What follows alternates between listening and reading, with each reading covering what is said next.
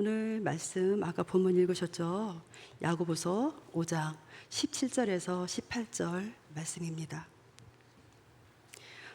야고보는 그 엘리야의 기도를 통해서 자연까지도 변동시킬 수 있는 그 기도의 힘을 강조하고 있습니다. 오늘 본문 내용이 17절 보면 엘리야는 우리와 성정이 같은 사람이로되, 성정이 같은은 헬레어로 호모이오 파데스, 이 뜻은 그 고난을 뜻하는 파도스의 합성어로 되어 있는데, 그 뜻은 엘리야도 우리의 그 인생과도 마찬가지로 인생의 괴로움을 가지고 있는 존재이다, 이 뜻을 나타내고 있습니다. 엘리야는 그러니까 선지자로서 우리와 다른 사람이다. 또 그분은 초능력을 갖고 있기 때문이다. 우리는 그렇게 생각하잖아요. 그렇지만 엘리야가 우리와 같이 성정을 가지고 있는, 그러니까 인생의 괴로움을 갖고 있는 똑같은 사람이라는 것을 오늘 강조하고 계십니다. 그러므로 우리 구원받은 저와 여러분도 엘리야와 같이 우리는 그런 기도를 할 수가 있습니다. 우리는 엘리야와 같이 기도의 응답을 받을 수 있는 확실한 말씀을 지금 야고보는 저에게 말씀해 주고 계시기 때문에 우리도 얼마든지 엘리야와 같은 기도를 할 수가 있다는 것을 알 수가 있습니다. 그러니까 17절에 보면 엘리야가 기도했는데 어떻게 기도했나요? 17절에 보면 간절히 기도한즉, 이 말씀은 엘리야가 기도할 때 땅에 엎드려 얼굴을 무릎 사이에 넣고 기도하는 그런 간절한 기도의 모습이 표현되어 있는 장면을 말하고 있습니다. 본문에는 안 나와 있기 때문에 제가 화면에 띄워드리겠습니다. 열왕기상 18장 42절 읽어보시겠습니다. 시작.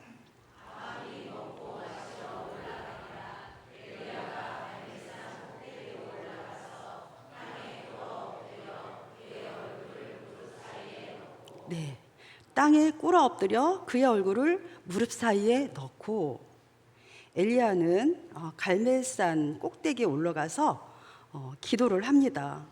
무릎을 꿇고 기도하는 정도가 아니라 얼굴을 무릎 사이에 넣는 자세로 기도합니다. 이 자세의 그 의미는 복종을 표현하는 그 무릎 꿇음과 겸손을 표현하는 자세로서 그 기도의 간절함을 드러내는 행동입니다. 그리고 또 이 모습은 외부의 시각을 차단함으로써 보다 깊은 내면의 기도의 경지에 들어가기 위해서 몰입하기 위한 행동으로 우리가 볼 수가 있습니다. 엘리야는 왜 이렇게 간절한 기도를 했을까요? 그러니까 그 땅에 3년 6개월 동안 비가 오지 않아서 극심한 고통으로 허덕이고 있을 때였습니다. 그때 또 열왕기상 18장 1절 한번 화면 보고 읽으시겠습니다. 시작.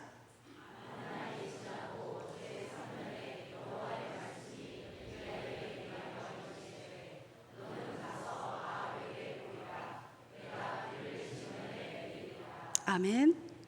자, 비를 지면에 내리리라. 이 말씀을 하나님이 약속하셨기 때문이었습니다. 그러니까 엘리야는 하나님이 약속하셨으니까 하고 가만히 기다리고만 있지 않았습니다. 이 약속의 말씀이 실현될 때까지 간절한 기도를 했습니다. 우리도 마찬가지입니다. 하나님이 약속해 주셨으니까 하고 가만히 있으면 안 됩니다. 그러면은 엘리야는 비가 올 것 같아서 기도한 것 또한 아니었습니다. 엘리야가 보면 7번 기도하고 난 다음에 손바닥만한 구름이 올라와 큰 비가 내린 것을 우리가 알 수가 있습니다. 성경에 보면 6번이란 말씀이 기록되어 있지 않지만 6번 기도했을 때도 아무것도 보이지도 않고 아무 증상이 전혀 안 보였습니다. 그렇지만 엘리야는 7번 기도했습니다. 7번 기도했을 때 어떻게 했다고요? 손바닥만한 작은 구름이 올라와 그 손바닥만한 구름이 큰 비가 되어서 이렇게 기적이 일어난 겁니다. 역사가 일어났던 것입니다. 상황이 될 것 같아서 아니라 우리는 보이지 않아도 믿음이 약해지지 말고 비가 지면에 비를 내리리라 라는 하나님의 약속을 믿고 우리가 꼭 그 믿음을 가지고 우리 여러분들도 기도하시기 바랍니다. 그럴 때 결국 큰 비는 옵니다.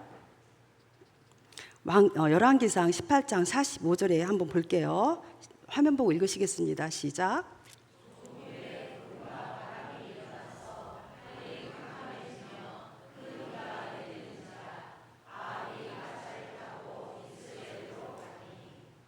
네, 조금 후에 큰 비가 내리니라. 그러니까 여기에서 보면 조금 후에는 아드코 외아드코라는 뜻으로 그 말로 이 뜻은 손이 재빠르게 움직이는 동안 굉장히 짧은 아주 굉장히 빠른 시간이죠. 바다 저편에 그 손바닥만한 구름이 급속도로 폭우로 변하여 큰 비가 되어 내렸다는 뜻입니다. 이렇게 간절한 기도는 응답으로 인하는 놀라운 일이 일어납니다. 엘리야는 이뿐만이 아니라 엘리야의 기도는 우리 여러분들이 너무나 잘 알고 있죠. 하늘로부터 불을 내려서 450명의 바알 선지자들과의 싸움에서 승리했죠. 그리고 사렙다 과부의 집에 기근으로 양식이 떨어졌을 때 그 양식이 떨어지지 않게도 했고 그 과부의 아들이 죽었을 때 살리기도 한 사람이었습니다. 또 그리고 엘리야는 급기야는 죽음을 보지 않고 회릿바람을 타고 하늘로 올라간 사람입니다. 이게 우리와 똑같은 괴로움을 가지고 있는 연약한 인생이었는데 이런 놀라운 일들이 일어난 것은 그가 오직 기도의 사람이었기 때문입니다. 우리 지금 담임 목사님께서 강조하고 계시죠. 우리 평안교회가 기도하는 교회가 됐으면 좋겠다. 그러니까 우리 교회도 이렇게 기도하면서 엘리야와 같은 그런 기도하시는 성도님들이 많이 일어나시기를 바랍니다. 엘리야는 이 모든 것을 기도를 통해서 받았습니다. 근데 우리도 이렇게 기도해야 하는데 우리는 그러면 어떻게 기도해야 할까요? 기도에는 2가지 형태가 있습니다. 기도할수록 하나님의 진노를 받는 기도가 있습니다. 그 기도는 어떤 기도일까요? 바리새인의 미상적인 기도가 있습니다. 그리고 또 한 종류는 애절하고 간절한 세리의 기도가 있습니다. 바리새인이 어떻게 기도했나? 바리새인의 기도를 보시겠습니다. 누가복음 18장 11절 읽어보실게요. 시작.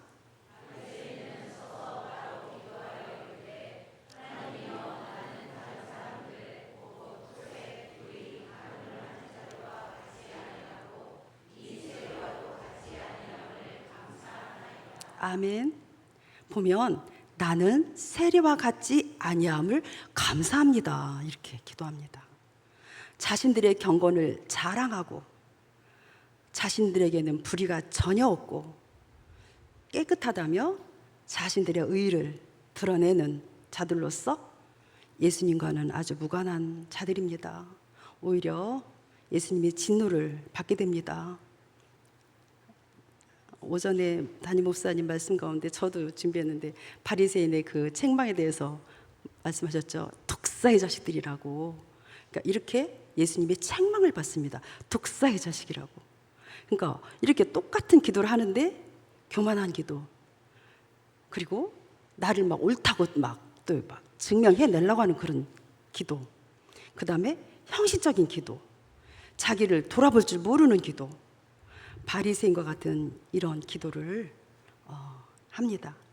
그렇다면 우리는 어떤 기도를 해야 할까요? 세례와 같이 애절하고 간절한 기도를 해야 합니다. 그렇다면 그 간절한 기도는 어떤 기도일까요? 그 기도는 부르짖는 기도입니다. 예레미야 33장 3절 읽어보시겠습니다. 시작.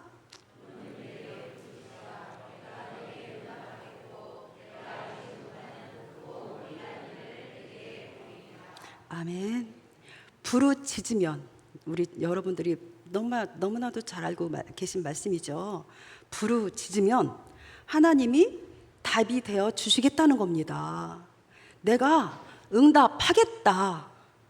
그리고 내가 알지도 못하고 생각하지도 못했던 방법으로 너를 인도할 것이다.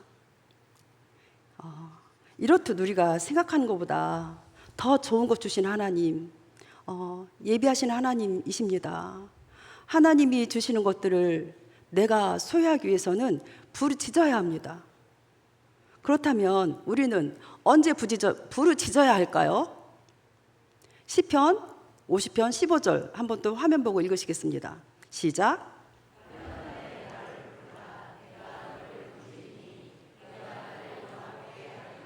아멘. 이 말씀은 환난 때에 그 환난으로부터 나를 구원할 자는 하나님뿐임을 확신하며 하나님께 의지하는 것으로, 이렇게 하나님을 신뢰하고 의지하는 것이 하나님을 영화롭게 하는 것이며 하나님을 존경하는 자들이라는 것입니다. 제 딸 이야기를 한다고 그랬더니 딸이 말하지 말라고 그랬는데 제가 해야 되겠습니다. 뭐냐면 제 남편 이야기를 종종 말씀드려서 잘 아시죠? 불의의 사고로 남편이 32살, 딸이 5살 때, 그리고 이제 1년을 병원에서 이제 원대병원에서 생활하다가 그 딸하고 아들은 할머니 집에 가서 살게 됐었어요. 그래서 둘이 이제 의지하고 살은 같아요. 갑자기 이제 하루아침에 이제 그런 상황이 돼버리니까 이제 5살인 딸이 더 힘들었겠죠, 아마 어리니까. 그래가지고 이제 1년 만에 퇴원해서도 안 되는데 아이들 때문에 일찍 퇴원을 했어요. 근데 왔는데 딸이 어떤, 그때 상황은 오래돼서 이제 생각이 안 나는데 무슨 일이 있었어요. 그러니까 그 딸이 누구를 부르면서 울냐면 오빠 오빠 하면서 울고 있는 거예요. 엄마 옆에 있는데 그 모습이 너무 안타깝고 마음이 아팠어요. 그러니까 엄마가 도울 힘이 없는 그 오빠한테, 그 2살 차이 나는 오빠를 부르면서 울고 있는 거예요. 도울 힘이 없는 오빠를, 도울 힘이 있는 엄마가 옆에 있는데, 제가 그 이제 말씀을 준비하면서 그 생각이 딱 떠오르는 거예요. 우리도 그와 같이 도울 힘이 없는 인생을 향해서 부르짖고 있는 거예요. 오빠 오빠 하면서, 남편을 향해서 또는 뭐 부모님을 향해서, 사람을 향해서. 그렇지만 하나님 바로 옆에 계시잖아요. 왜? 도울 힘이 있는 하나님이 계신데 도울 힘이 없는 인생을 향해서 우리는 계속 말을 하고 있는 거예요. 부르짖고 있는 거예요. 하나님 옆에서 보시고 그런 마음이 아니실까? 얼마나 마음이 아프고 안타까우실까? 그러니까 그 생각이 딱 나면서 우리 모습이 바로 그 모습이 아닐까? 하나님이 눈에 보이지 않는다고 안 계신 분이 아니잖아요. 내 옆에 계세요. 지금도 계세요. 지금도 우리 성도님들 옆에 계세요. 근데 우리는 하나님이 안 보인다고 착각을 하는 거예요. 그리고 보이는 사람한테, 도울 힘이 없는 사람한테 계속 오빠 오빠 하면서 우는 거예요. 근데 하나님이 그런 마음이실 것 같아요. 너무 아프고 너무 안타깝고 믿음이 없는 거죠. 엄마가 나를 도와줄 수 있는 사람이 아니라는 거를. 그러니까 항상 오빠가 옆에 있었기, 눈에 보이는 오빠가 옆에 있었기 때문에. 근데 우리도 똑같이 눈에 보이는 사람을 향해서, 도울 힘이 없는 사람을 향해서 우리가 부르짖지 말라는 거예요. 보이지 않는 하나님, 도울 힘이 있는 하나님한테 우리 성도 여러분은 부르짖으시기 바랍니다. 근데 또 이런 일이 있어요. 오히려 또 환난을 당하잖아요. 환난 때 어떤 사람은 또 부르짖지도 못하고 기도하지도 못하고 막 주저앉아 버린 사람이 있죠. 주저앉아요. 또 어떤 사람은 막 원망해요. 다 내 탓이야, 내 탓이야, 내 탓이야. 내 탓은 하나도 없고 다 내 탓이야 라고 막 원망하는 사람. 또 어떤 사람은 막 또 낙심해서 막 주저앉고 이렇게. 그러나 우리는 환난 날에 하나님을 신뢰하고 바로 엄마가 옆에 있는데, 도울 수 있는 엄마가 있는데 왜 돕지 못한 오빠를 향해서 그렇게 그 오빠를 부르면서 울고 있을까? 하나님을 신뢰하세요. 하나님이 바로 옆에 계십니다. 하나님이 도우실 힘이 있으십니다. 우리는 그 하나님께 부르짖는 사람이 되어야 합니다. 그러니까 우리가 하나님을 신뢰하고 더 가까이 하나님께 다가가는 신앙의 사람이 되어야 합니다. 사랑하는 평안의 성도 여러분, 환난이 올 때 지치지 마시기 바랍니다. 먼저 지치지 마시기 바랍니다. 포기하지 말고 낙심하지 마시기 바랍니다. 부르짖는 기도 하시기 바랍니다. 근데 부르짖는다고 해서 막 주여 주여 계속 부르짖는 것은 그것이 다 부르짖는다고 해서 그렇게만 부르짖는 것도 아닙니다. 부르짖는다는 것은 소리만 크게 내는 것이 부르짖는 기도가 아닙니다. 부르짖는다는 것은 겉으로 뜨거운 사람이 있고 속으로 뜨거운 사람이 있습니다. 옆에 사람 보시기 바랍니다. 겉으로 뜨거우신지 속으로 뜨거우신지. 진짜 뜨거운 사람은 어떤 사람이죠?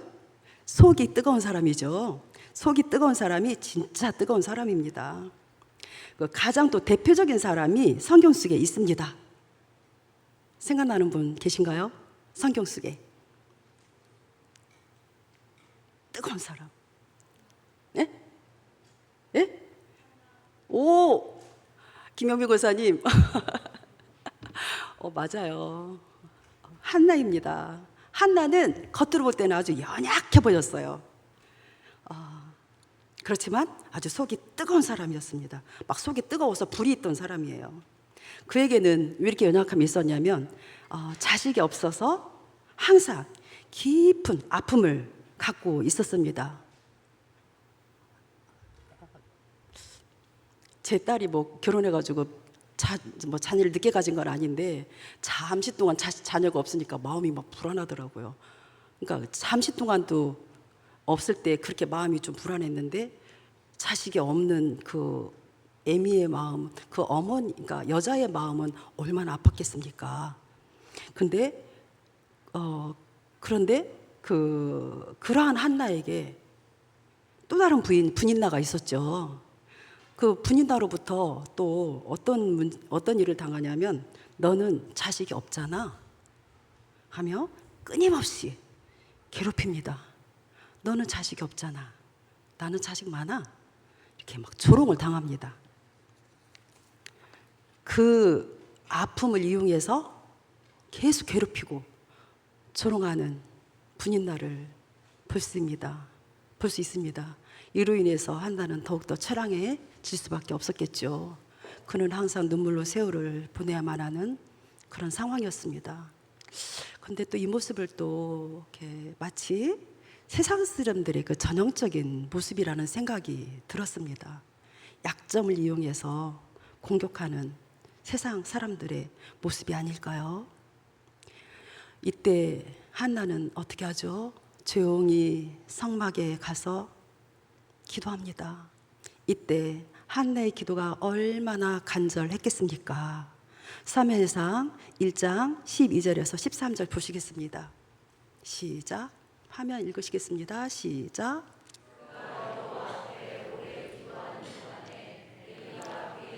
주목한즉 한나가 속으로 말하며 입술만 움직이고 음성은 들리지 아니하는 엘리는 그가 취한 줄로 생각한지라. 아멘. 오래 기도하는 동안 오래 기도했다면 얼마큼 했을까요? 엘리가 그의 입을 주목합니다. 한나의 입을. 한나가 속으로 말하며 입술만 움직이고 음성은 들리지 아니했죠. 이때 엘리 제사장은 그가 술에 취한 줄로 생각합니다. 우리는 정말 목사님 잘 만나야 합니다. 우리 담임 목사님 너무 감사하죠. 영적인 목사님 만나고 하나님 보내주신 거 너무 감사하죠. 아멘. 자, 14절 보시겠습니다. 14절 시작. 엘리가 내가 언제까지 취하여 있으리라. 포도주를 끊으라.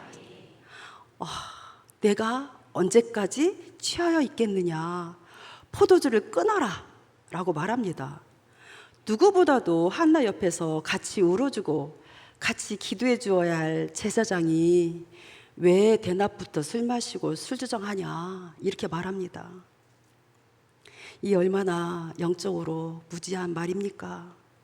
그러나 한나는 물러서지 않습니다. 왜냐하면 그 한나는 약해 보였지만 그 속에 불이 있었기 때문에 끊임없이 하나님께 자기의 애통함을 아뢰며 부르짖었습니다. 그렇죠. 한나는 그런 평가와 상처되는 말을 들었음에도 흔들리지 않고 물러서지 않았음을 볼 수 있습니다. 왜였을까요? 하나님이 있기 때문에. 주변 사람이 한마디 했다고 푹 쓰러지고 마음이 불편하고 시험 들지 마시기 바랍니다. 한나는 담임 목사님한테 이런 말 들어도 끄떡도 안 했습니다. 우리 여러분 이렇게 한나와 같이 이렇게 불에 속에 뜨거운 사람이 돼서 어떤 말을 들어도 흔들리지 않는 여러분 되시기를 바랍니다. 아멘. 이렇게 뜨거운 눈물로 부르짖는 기도는 결국 하나님의 응답으로 임신을 했습니다. 아들을 낳습니다. 바로 그 이름이 사무엘입니다. 사무엘의 이름의 뜻은 하나님께 구하였다라는 뜻을 갖고 있으며 그 아들을 한나는 젖을 뗐어요. 젖을 떼고 성막에 데려가서 하나님께 바칩니다. 그때 이 아이는 어떤 아이가 되나요? 장차 이스라엘의 마지막 사사이기도 하고 최초의 선지자적 지도자로서 단에서부터 브엘세바까지 모르는 사람이 없었다고 성경에 기록하고 있습니다. 우리나라로 말하면 저 백두산에서 한라산까지 모든 백성이 사무엘을 모르는 사람이 없을 정도로 이렇게 하나님이 크게 쓰임받는 귀한 사무엘이 됐다는 것입니다. 사랑하는 평안의 성도 여러분, 우리 앞에 환난이 올 때 우리는 미리 지치지 말고 포기하지 말고 낙심하지 마시기 바랍니다. 그렇지만 너무 힘들 때는 기도할 힘마저 없을 수도 있습니다. 저도 그랬었거든요. 너무 힘들면 기도할 힘마저 없습니다. 그때는 저는 그냥 주님 도와주세요. 이 말만 해요. 그냥 그 자리에서. 무릎 꿇을 기력조차도 없어요. 너무 힘들면. 그때는 그냥 그 자리에서 주님 도와주세요. 이렇게 계속 이렇게 속으로 부르짖으면 그 기도도 하나님 들어주시더라고요. 그러니까 우리가 하나님을 모르는 세상 사람들은 환난이 와서 지치고 힘들 때 그들에게는 답이 없습니다. 환난이 오면 그들은 주저앉는 것밖에 없습니다. 쓰러져서 자는 것밖에 없고 낙심하는 것. 그것도 어떤 경우는 술 마시고 모든 것 잊어버리고 싶은 것밖에는 없습니다. 답이 없습니다. 그러나 우리에게는 누가 계시죠? 하나님이 계십니다. 환난 날에 부르짖어라 라고 하나님이 우리에게 답을 알려주셨습니다. 우리에게는 답이 있습니다. 문제가 똑같이 있는데 답을 쓸 수 있는 능력이 있으면 그 문제는 문제가 아닙니다. 그러나 아무리 쉬운 문제도 답이 없으면 주저앉고 포기하게 됩니다. 환난 날에 하나님은 말씀하십니다. 나를 찾으라. 내가 너를 건져줄 것이다. 환난의 시련에서 너를 건져주리라고 하나님은 계속 말씀하고 계십니다. 그러면 야고보서 5장 13절 자, 또 말씀을 화면 보고 읽으시겠습니다. 시작. 그는 기도할 것이요 즐거워하는 자가 있느냐 그는 찬송할지리다. 아멘. 이렇게 우리는 기도를 해야 되는데 자 보면은 기도할 것이요 이 말씀은 헬라어로 프로슈케스도라는 말로 이거는 계속 기도할 것을 나타내는 말로써 이 말씀은 기도해도 되고 안 해도 되는 것이 아니라 어떤 일이 있어도 반드시 기도해야 된다는 말씀입니다. 믿음의 사람의 힘은 바로 기도의 힘입니다. 힘 있는 사람이 되시고 싶으십니까? 기도하십시오. 능력 있는 사람이 되고 싶으십니까? 기도하십시오. 그러니까 믿음의 사람이 되고 싶으십니까? 기도하십시오. 예수의 이름에 무릎 꿇고 기도해야 합니다. 이 기도는 하나님의 특별한 은혜가 임합니다. 기도를 통해서만 우리에게 오게 됩니다. 이 사실을 믿으시기 바랍니다. 말씀을 정리하겠습니다. 우리는 숨 쉬는 순간마다 또 산 하나 지나가면 또 다른 산이 오고 또 선 하나 넘으면 또 다른 산이 오고, 여러분 그러지 않으신가요? 삶의 현장 가운데 그러죠? 우리는 이 문제들을 정말 작으면 작은 대로, 산과 같이 큰 문제면 큰 문제대로 우리는 문제를 항상 직면하면서 살게 됩니다. 그러나 두려워하지 마십시오. 하나님은 그 문제에 갇혀 있는 여러분을 홀로 두지 않으십니다. 여러분을 돌보십니다. 베드로전서 5장 7절 또 화면 보고 읽으시겠습니다. 시작.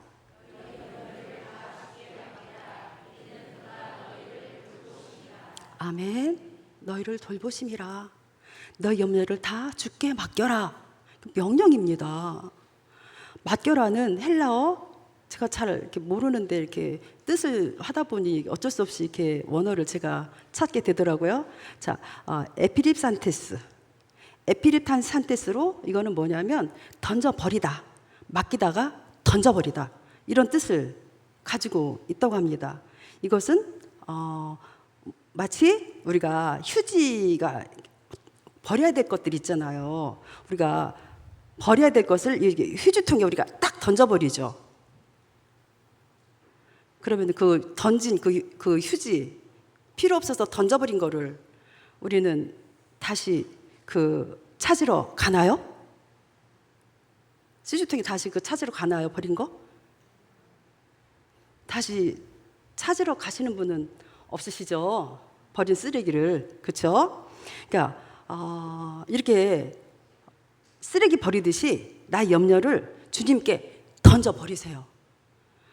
우리를 돌보고 계신 전능하신 하나님께 우리 모든 것을 다 이렇게 던져버리세요. 던지세요. 던지라고 지금 하나님 말씀하세요. 던져라. 쓰레기 버리듯이 버려라. 그렇게 지금 계속 말씀하고 계시죠. 내 손에서 던져버릴 때 비로소 그때 내 마음에 평안이 옵니다. 내가 못 던지고 계속 내 손에 쥐고 있으니까 이 문제가 계속 문제로 남아 있는 것입니다. 기도를 하면서 계속 쥐고 있어요. 내 손에 쥐고 있으면 쥐고 있는 만큼 그 문제는 내 문제로 계속 남아 있습니다. 어떻게 하실 거예요? 그것을 어떻게 할까요? 기도만 하고 또 집에 가서 또 잡아요. 기도하고 또 잡아요. 내 손에 계속 져요. 이렇게 쥐고 있어요. 근데 하나님 뭐라고 말씀하셨나요? 맡겨라. 던져버려라. 쓰레기 버리듯이 버려라.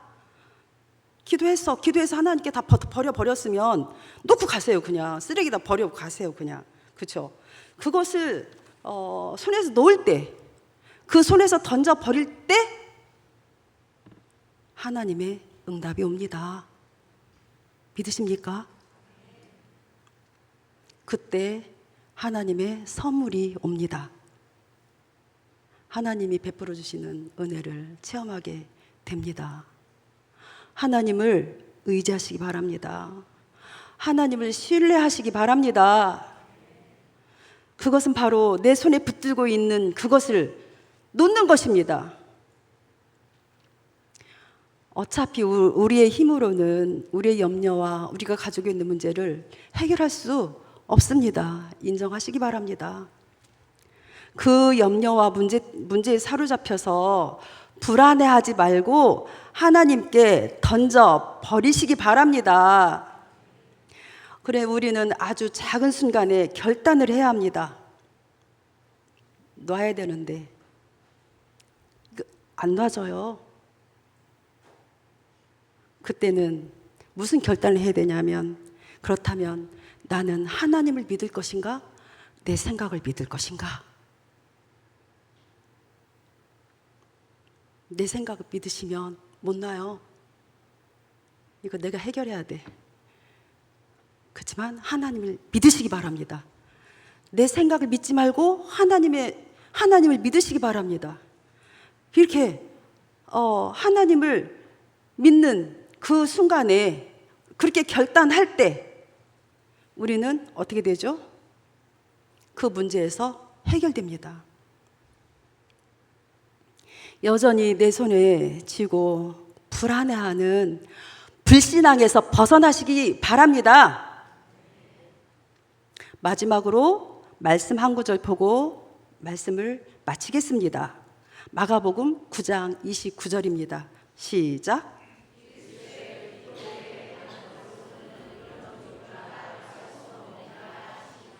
아멘.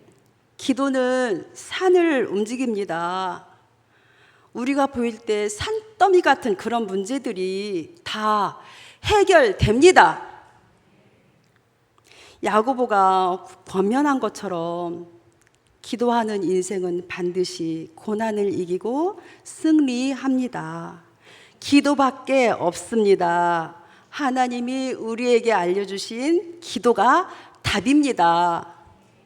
다 같이 기도하시겠습니다.